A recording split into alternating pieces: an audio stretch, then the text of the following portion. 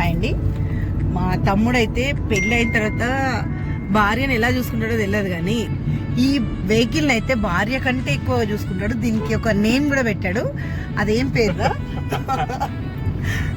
ఏం పేరు? దీని పేరు బసంతి. బసంతి అంట అండి, చూడండి బసంతి.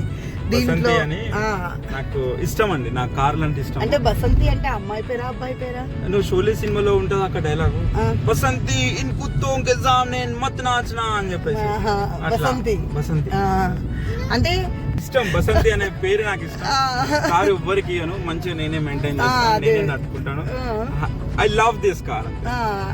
అంటే మా మర్దలకి చెప్పవా ఐ లవ్ యూ అని?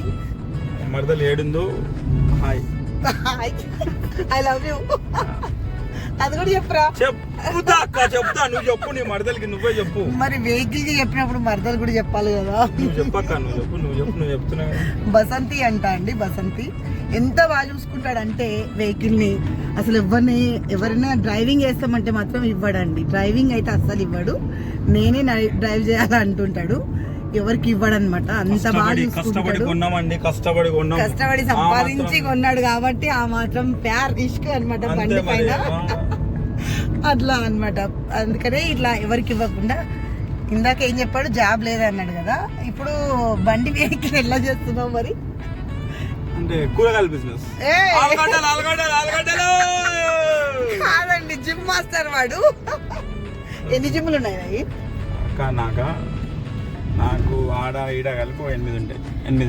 8 జిమ్స్ ఉన్నాయి చూడండి. జిమ్స్ మెయింటెనెన్స్ అంతా వీడే చేస్తాడనమాట.